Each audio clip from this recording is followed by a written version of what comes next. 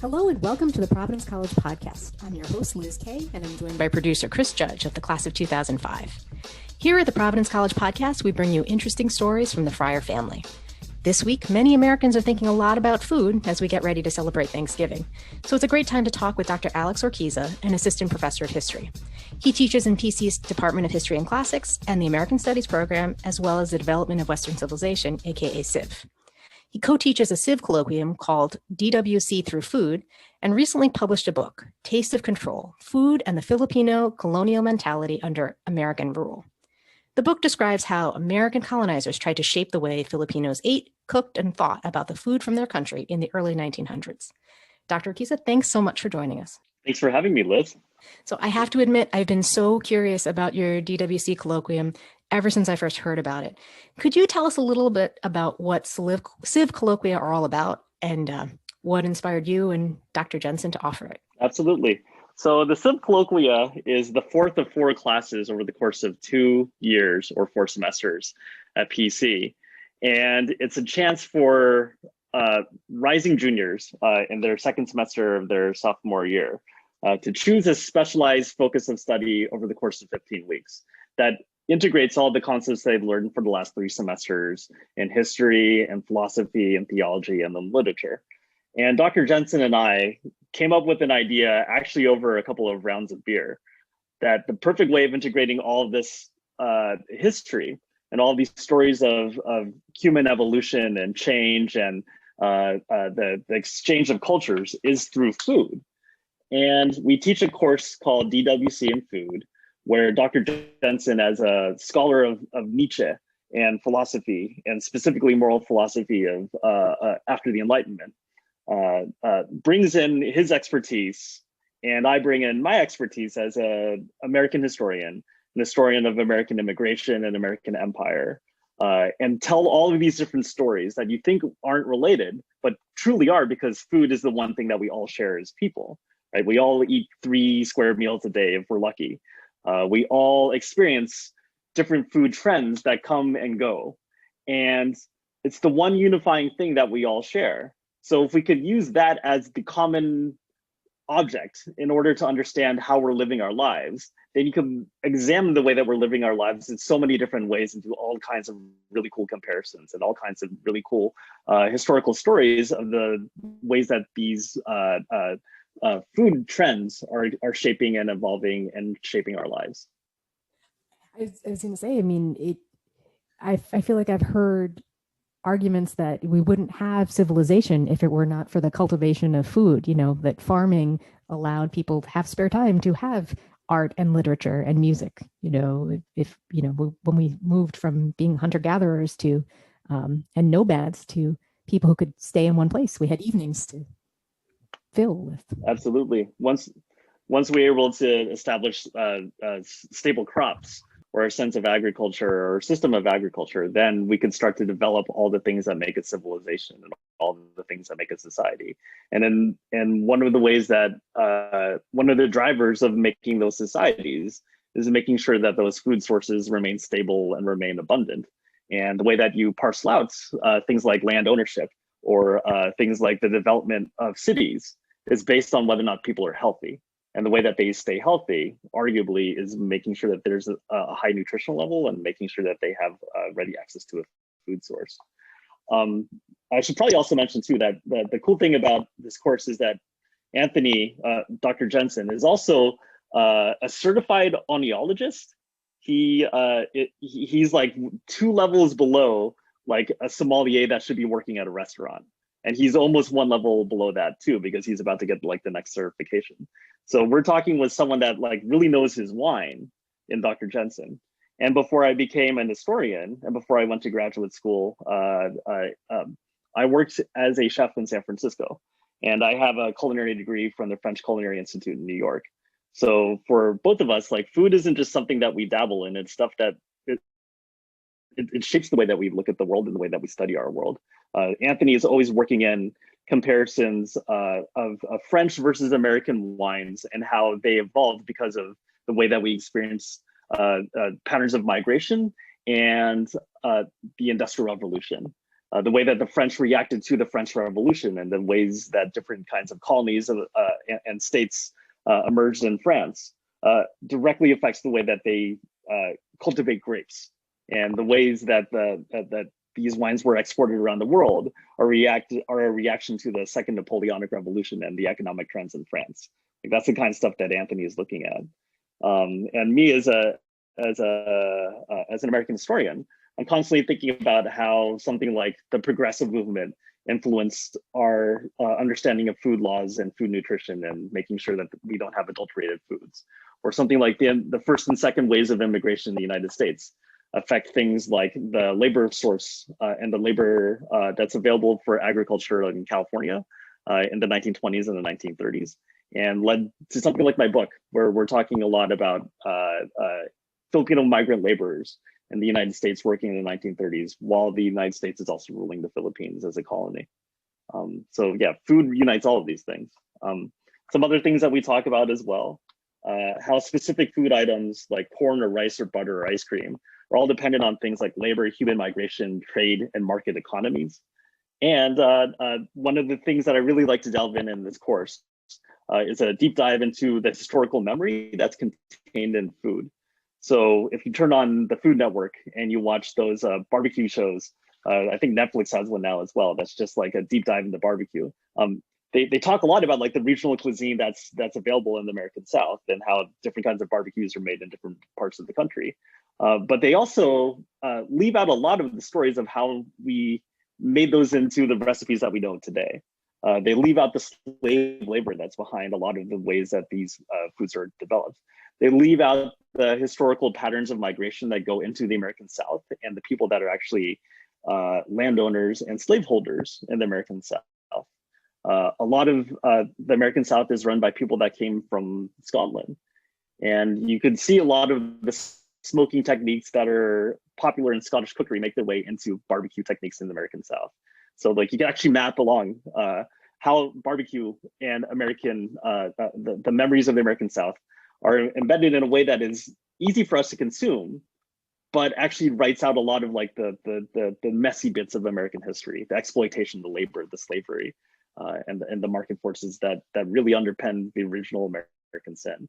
So while food is something that's really fun to hear about, if you really delve into it, it uncovers a lot of the stories that we don't want to talk about in history.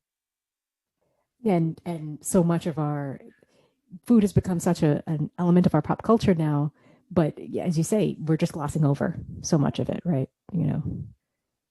Yeah, absolutely. And I'm as guilty as the next person of finding recipes on Pinterest or Instagram.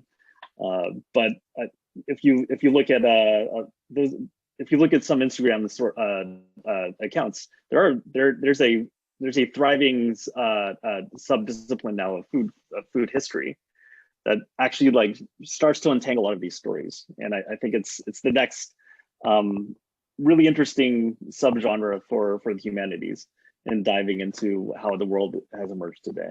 I think food just makes all these stories much more tangible. So with the background that Dr. Jensen and you both have, are you able to do some more kind of intriguing things in the classroom? Are you able to do cooking demonstrations? I'm guessing as second semester sophomores, they're not doing a lot of wine tastings, but yeah. we talked with the legal department at the college. They said that thanks but no thanks. Can't do the wine stuff, but we've been able to approximate it in certain ways. So Dr. Jensen prints out a wine taster's card for like, you know, a rubric of 10 different things you're grading for when you're judging a wine. And we don't tell students when we start this that they'll be doing a taste test, but it doesn't involve wine. It involves different kinds of grape juice. So we build up the skills for them to do wine tasting with a non-alcoholic beverage. So Dr. Jensen definitely does the wine bit. Me as a cook and as a former chef, I've done a couple of cooking demonstrations in the time before COVID. It's actually really fun to try and not set off the fire alarm in the second floor of Ruane. So we always have a student that's by the fire alarms, like waving to make sure the smoke detector doesn't go off, and we open up all the windows. But yeah, we made some stuff like the very first class of the semester, I like to do a demonstration of how to make an omelet, because as a classically French, sorry, I'm trying, what's the order of words? here.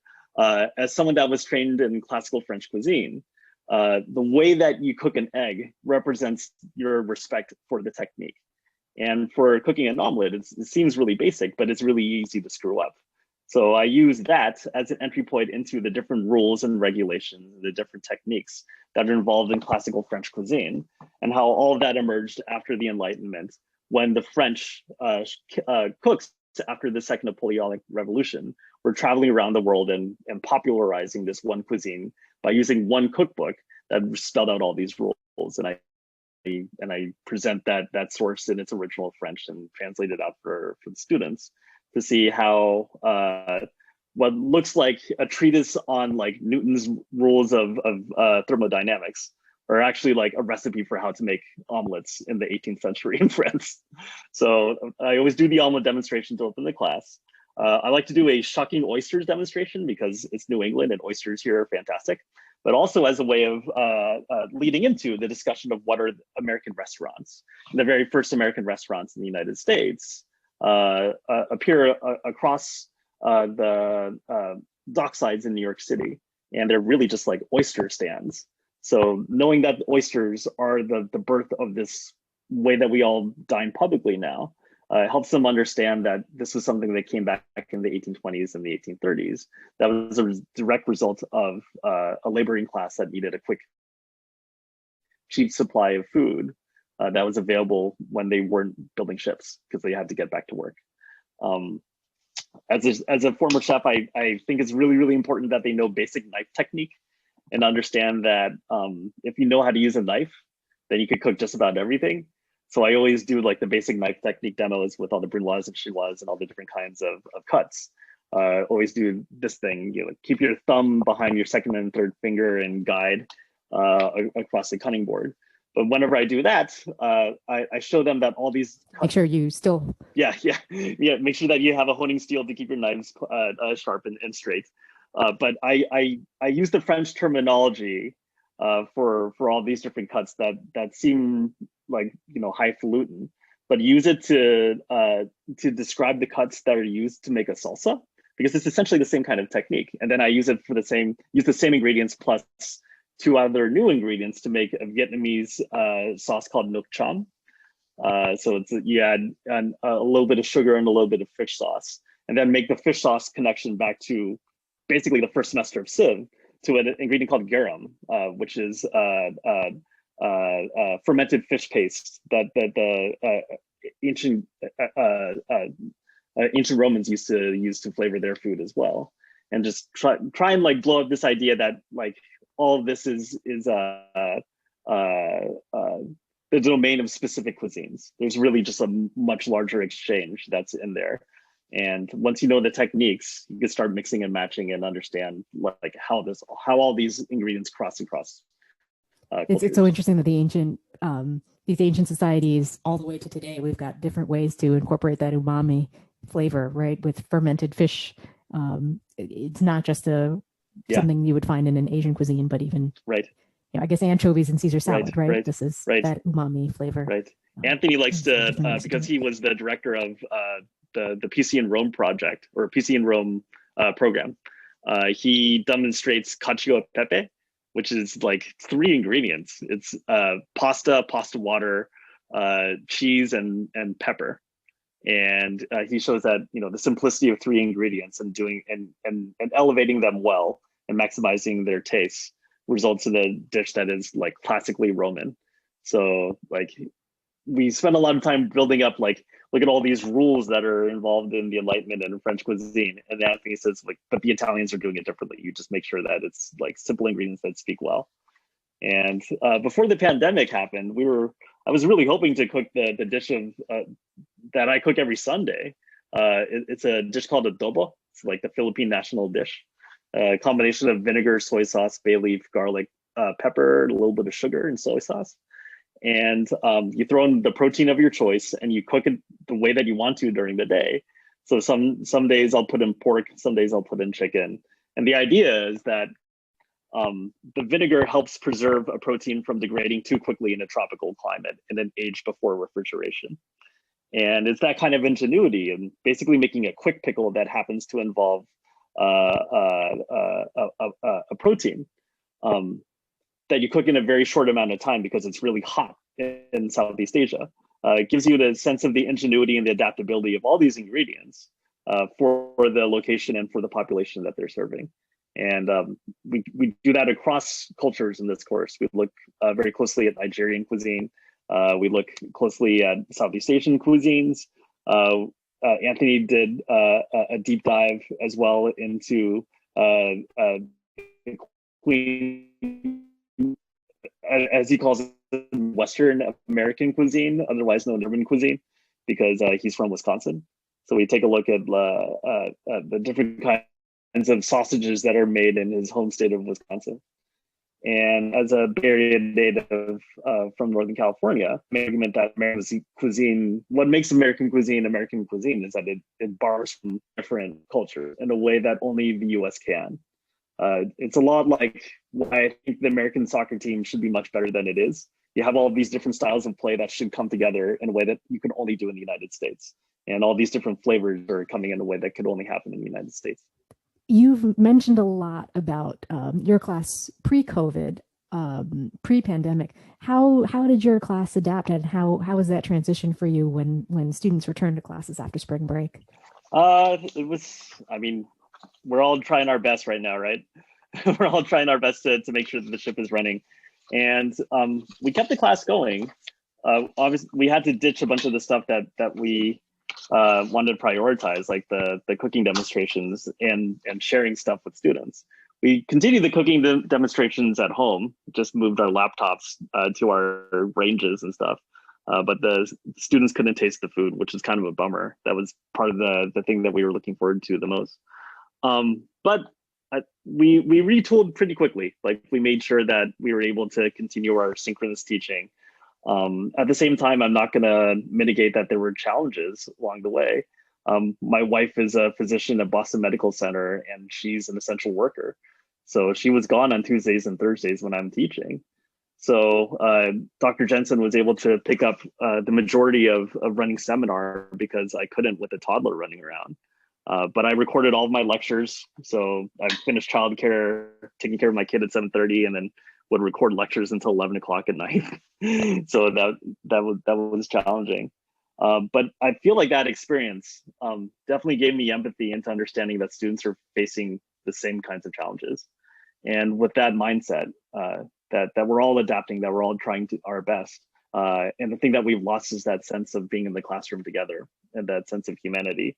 The thing that I'm trying to do the most now is to make sure that the procedural work of teaching, assessments and Zoom recording and posting lectures online and PowerPoints, that doesn't get in the way of the human connections that are key to learning. So I've tried my best since then to maximize the amount of interaction that I have with students, not only on Zoom during class time, but to let them know that I'm available for office hours after I put my kids down, which actually works really well for a lot of students because they're night owls. So I have a sign-up sheet and tell them, if you want to get in touch with me after 8 o'clock, let me know. And I have really busy office hours from 9 to 11:30. Definitely non-traditional. I don't know if you would have office hours in your on-campus office from 8 to 11, but this remote thing, there may be some silver linings, like you said.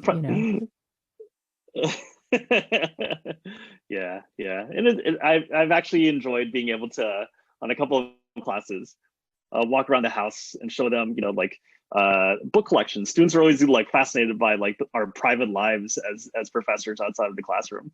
So I show them what the bookcase is like, and they always expect it to be full of history monographs. And instead they see all these cookbooks. They see a bunch of literature that I read that I can't let go of when I was in college myself, 20 years ago. And they see all the children's books that I'm reading my kids. And they ask me, why am I reading those books? And the fact that there's actually a thoughtful answer for why I'm choosing certain children's books, and most likely there's an historical rationale. They just kind of laugh. They're like, yeah, you're that special kind of nerd. History is embedded in all of your thinking. Oh, and you mentioned that you have been able to incorporate some of your research into your DWC colloquia. Can you tell us what drew you to that area of research? How did you? Yeah, this is a fun one. it's an intersection of like a bunch of stuff that had always been important to me, and I like to think of like the book, my research, as like an integration of like immigration, American identity, and food as history.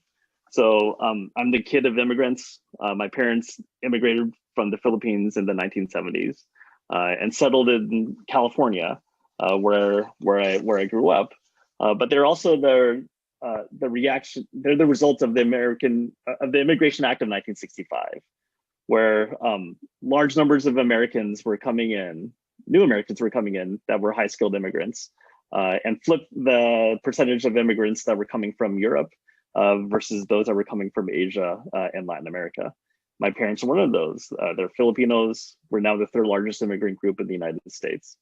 And growing up in a Filipino American household in a place that was super populated with Filipino Americans, I always wondered why there weren't more Filipino restaurants. So there weren't that many Filipino restaurants when I was growing up in the Bay Area. And for a population that was that large, I always wondered why that was the case. And as an historian, I always think about this stuff in terms of the past. And that's where the book came along. There had to be an answer for why there weren't that many Filipino restaurants. And I argue that it's the result of the way that Americans were teaching Filipinos for a long time to think about their food. And it was to think of it as something that was inferior, something to move away from, something that needed to be replaced by something that was better, which was the American way of cooking in the early 20th century. The importation of domestic science, ways of thinking about American nutrition and American cookbooks, all that stuff is coming into the Philippines, and the not that distant future, or the not that distant past. It's like my great grandparents' generation. And I actually did a little bit of research into this when I was doing research on the book. My great grandfather was himself a teacher, educated in the 1870s and the 1880s during the Spanish period. And then when he had to start teaching in the American system, he was teaching a lot of the stuff that I write about in the book, which is an American way of growing food, an American way of cooking, an American way of thinking about nutrition, and an American way of looking at recipes. There was a minimization of Filipino food and Filipino cuisine in this time period. So it was only natural that when my parents immigrated in the 1960s and 1970s, they would be the inheritors of a long tradition of not thinking with pride about Filipino cuisine for the better part of 50 years. We give our listeners a quick primer if they're not intimately familiar with the details of like the relationship with the Philippines and the United States. So it was late 1890s when the Spanish colonization ended and American colonization began, right? 1898? Sure thing.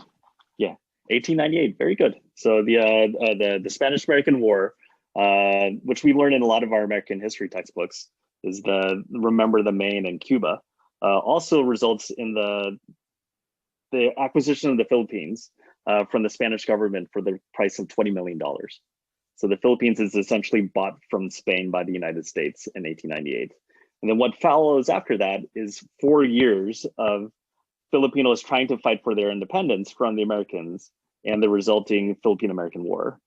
And some historians estimate that 1 in 8 Filipinos were killed during this time period, that they were casualties of essentially like an American war to suppress independence. So when that finally ends in 1904, the US controls the Philippines up until 1946, with the exception of World War II. So for 1942 until 1945, the Japanese are controlling the Philippines. So it's one of these things that got me into academia in the first place. Like every textbook that I read in high school in the 1990s in California, which I considered a progressive place, minimized the fact that the US had an empire in the Philippines, the country that my parents are from. And the more I dug into like why this was happening when I got to college, a couple of different facets emerged. The US wanted to become an empire and play in the game of empire alongside its peers in Great Britain, France, and the Netherlands. The US wanted to open up a trade channel and an entrepot into Asia, specifically with the developing our markets in China and Japan. And the Philippines was the easy place to do it. And the part that jumped out to me the most was that while the US was controlling and ruling the Philippines, so much of the focus in creating this new colony was in trying to replicate the United States in an American image in the Philippines. So you would have the elevation of American cuisine in the Philippines. You would have the outlawing of speaking Filipino in the public schools for about 20 years, where English was the only language of instruction. It was actually forbidden to fly the Filipino flag for a while. You could only fly the American flag. And oddly, a justification that the United States needed to Christianize the Philippines, when the Philippines is, last time I checked, 88% Catholic country. So yeah, like the more that I dug into this story, the more I realized that if I wanted to answer this question of what Filipino identity was under American rule, as a Filipino, the way that you look at it is through food, because like all cultures, food is a way of expressing the flow of power, the identity that one is trying to reflect, and really the kind of image that one is trying to project in terms of sophistication, in terms of flourishing, and the kind of aspirations that one has. If you're a middle class person trying to present yourself as upper class, you eat a certain way. And that's where the American advertisements in the Philippines started to come in. It just seems so interesting. Like, it sounds like there were these concerted, logical, rational business decisions about, oh, we need a trade entree, create an empire. I'm not sure I 100% see the connection to this sort of culinary colonization. Like, where do you think that rationale began? Was it a business decision? Was it a government sort of imperialist, patriarchal thing that everything Filipino was bad? Where does that come from? Great question. I think it's a combination of both the government and the business, but I think the driving force is really the way that people thought about eugenics in the 20th century. The way that there was a race-based structure in American society, and the way that the country looked at its role in foreign policy was based on elevating its new colonies. The term that was thrown around a lot by administrators, something called benevolent assimilation, that we were doing the right thing in assimilating people from Puerto Rico, people from Cuba, people from the Philippines, people from Hawaii, even Native Americans in the American West. Wherever there was an American flag, we were actually helping the people in those places by elevating them to an American form of culture. So the food is part of that. The imposition of the English language is part of that. Things like the Native American assimilation schools in Carlisle, Pennsylvania are part of that. And even like the argument goes that the importation of American agriculture and American cuisine to these different places to show them what was out there, that there was a better alternative supposedly than the indigenous cuisine that they've had the entire lives, was out there. This is probably a good point to bring in some of the narratives that were crafted in American advertising at this time. So like you would see things like canned foods and canned fruits were advertised as more healthy and higher nutrition, because they were grown in California, packed in California with high fructose corn syrup, and then shipped across the world 7,000 miles away. And supposedly that was healthier than fresh tropical fruits in the Philippines. And I just had some fresh Philippine mangoes today. It's way better than some canned fruit cocktail that came out of Central California. Another thing was not to mention they had to pay for it, right? Yeah. And pay a premium, because that's not cheap to import all the way around the world. But when I first started talking about this project with friends of mine, they would always say, "Oh, yeah, like American impact on Filipino food. You're talking about canned meat and spam." And like, absolutely, that was an impact and a result of the American occupation of the Philippines. But it also shows that like something like the foods that American soldiers were eating was something that was held in high esteem, because it was something that was rare for Filipinos to have at the beginning. And it became something that was popular because it reflected their ability to Americanize, their ability to understand how to prepare American goods. So to this day, the Philippines is one of the highest per capita consuming countries of Spam, because it was an American food that was held in high regard during those 46 years.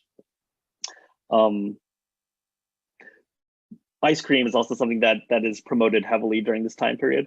So American industry is building ice factories, basically to keep things like fish and fruit from perishing too quickly in that tropical heat.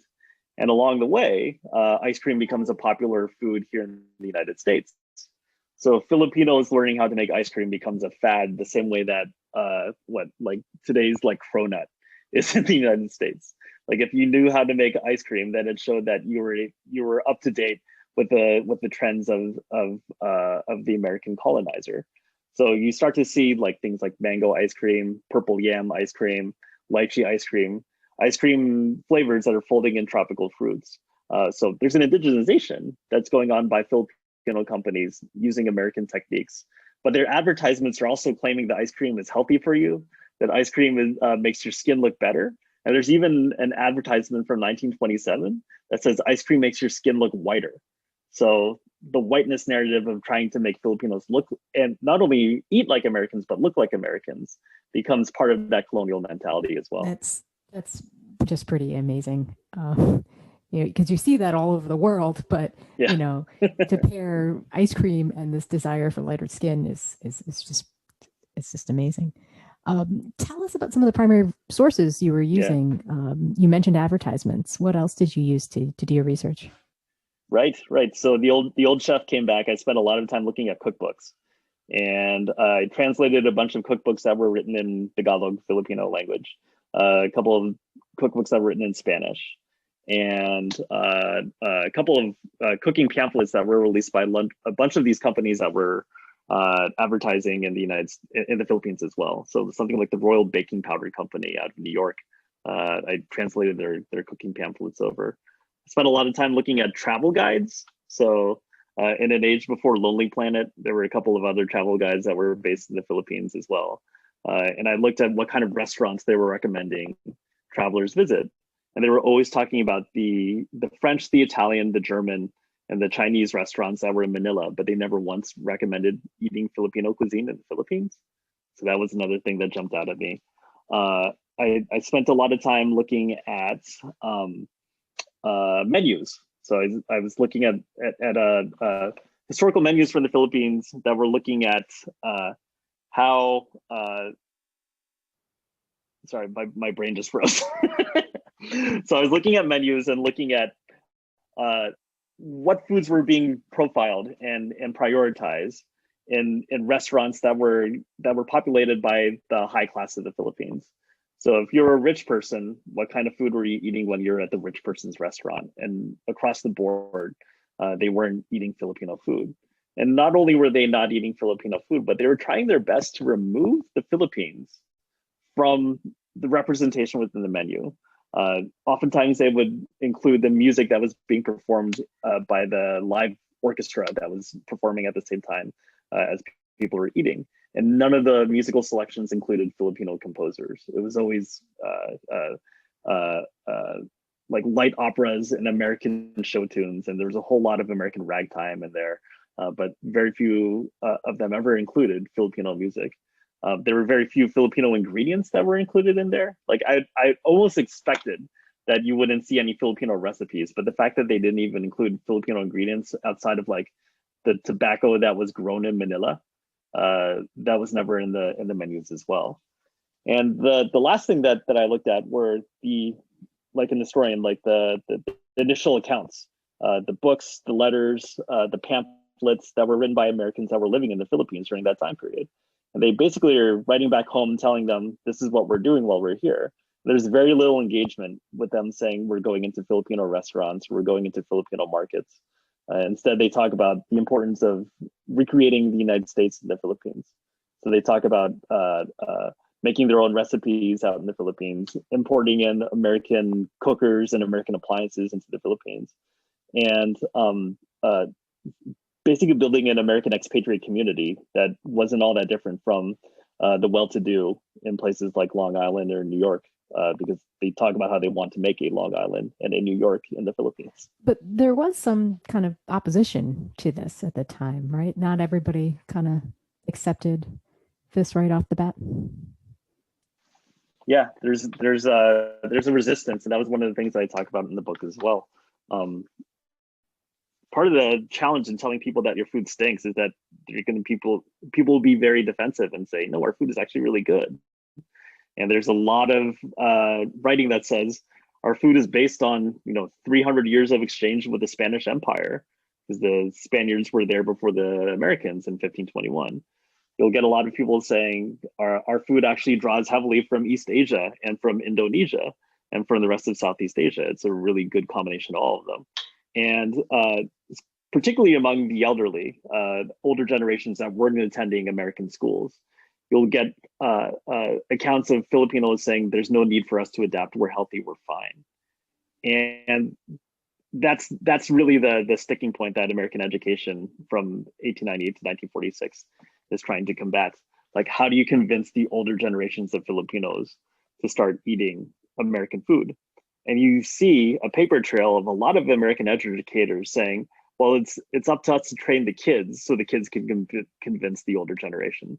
And once that happens, we'll start reaching out into public markets. We'll reach out into adult education. We'll try and find new ways of convincing older people to start adapting American foods. And that's why things like cookbooks and advertisements pick up where the schools left off. It's really an attempt to change all levels of society, regardless of race, class, religion, and age, to see American food as an expression of American power in the Philippines. Well, I can't think of any more. There's no American food holiday that is more prevalent when we think about the history of American food than Thanksgiving. It centers around the meal, but the idea that there's so much there. And you and I are talking the week before Thanksgiving, and this is a year when probably more people than ever, given everything that's happened in 2020, recognize the problems with the typical cartoonish Pilgrim Native American narrative. So I'm curious if you talk about Thanksgiving during your DWC course, and as a history professor teaching in the year of 2020, what are your thoughts about how we reflect on this holiday this year? Yeah, no, I'm glad that you're asking this question, because this is actually one of my favorite lectures to deliver, because everyone's excited about Thanksgiving, and I like to send everyone home with the historical context of why that holiday is celebrated in the first place. And the Pilgrim context from 1621 is definitely the one that we all grow up seeing, and the one that we think about, like the cartoonish cooperation that you mentioned. But I think, like, knowing the deeper history, the way that it emerged as a national holiday actually helps us understand its importance in 2020. And so forgive me as I go a little historian, but I pulled out two quotations I think were really important. The movement to make Thanksgiving into a holiday actually begins before the Civil War. It begins in 1827 with a New England author named Sarah Josepha Hale. And she wanted to make a holiday that celebrated the autumn before the dearth of the New England winter. So that's really where Thanksgiving emerged from. Like, we had to celebrate like one last autumnal harvest before we were in bleakness. And she wrote this in 1827 in one of her women's magazines. There's a deep moral influence in these periodical seasons of rejoicing in which a whole community participates. They bring out and together, as it were, the best sympathies of our nature. The rich contemplate the enjoyments of the poor with complacency, and the poor regard the entertainments of the rich without envy, because all are privileged to be happy in their own way. So she's trying to make an argument that regardless of race or class, Thanksgiving is the time to celebrate the fact that we're all going to make it, that we made it through the fall, and the winter is coming, but we have to at least like pause to recognize that we've made it this far. And after 8 months of this pandemic, and as I hear my daughter crying in the room next to me, the fact that we're still alive, the fact that we're all pushing forward, I think that's something historically to relish in. After 1827, the day becomes a national holiday in two different phases. In 1864, Lincoln makes it into a national holiday during an inflection point in the Civil War, specifically after Sherman's march to the sea and the capture of Georgia. And Lincoln makes it into a national holiday to basically say the Civil War is almost done. It's a year away from being done. It completes in April of 1865. And he makes the plea for Thanksgiving this way. I recommend to my fellow citizens that on that occasion, they do reverently humble themselves in the dust, from thence offer up penitent and fervent prayers and supplications to the great disposer of events, for a return of the inestimable blessings of peace, union, and harmony throughout the land, which it has pleased him to assign as a dwelling place for ourselves and for our posterity throughout all generations. Peace, union, and harmony are things that we're all aspiring for, not only after the pandemic, but after like a really divisive election season. And the fact that Lincoln is writing this 160 years ago gives me hope that we'll be reading these same things 160 years from now, knowing that we survived yet another moment of American peril. The holiday becomes a national holiday officially in 1941 when FDR creates it in the midst of the Great Depression. You know, the U.S. is about to enter the war in December 7th, a month later, right? But he's making a case that in the midst of the Great Depression, we need to be thankful for the fact that we've gotten through the pandemics of 1929, you know, the two waves of economic crashes by 1941, and the fact that the U.S. had, up until that point, remained relatively separated from a conflict, from a world conflict. Of course, it's going to join the World War II right afterwards. But the fact that the holiday is solidified as something in American imagination during the Civil War and World War II, two really, you know, challenging inflection points in American history, gives me faith that, like, while we're not going to be able to have our grandparents over and not be able to have gatherings over 10, this holiday has always been about something along the narrative of bouncing back from something that's really, really tough. And it'll only make it that more special that this year, while hard, next year we'll be able to say, look, we came back again. If we keep working, that's all we can do, right? Just continue. And but it's good to have a moment to express that gratitude and thankful for all we've achieved, however painful it might be. Well, when we come back to classes remotely after Thanksgiving, we'll be very close to marking Giving Tuesday on December 1st. And don't want to neglect the fact that, you know, in addition to all the work you're doing in the classroom, you're also the co-chair of PC's Faculty and Staff Giving Committee. Can you tell us why you joined and why this work is important to you? Of course. When I was a college student, I worked my way through college, and I recognized that oftentimes the difference between learning and not learning was something as simple as whether or not you knew that you're financially secure, or whether or not you knew you were going to have enough money to buy your textbooks. And now that I'm on the opposite end, now that I'm the teacher, like, I see that same concern in a lot of my students' eyes. And I feel like in order to be a good servant of the PC community, I should always be trying to think empathetically about the needs of students. And far too many students are struggling financially, especially in this time. And this is my way of trying to contribute a solution to that very basic challenge that all of us are facing.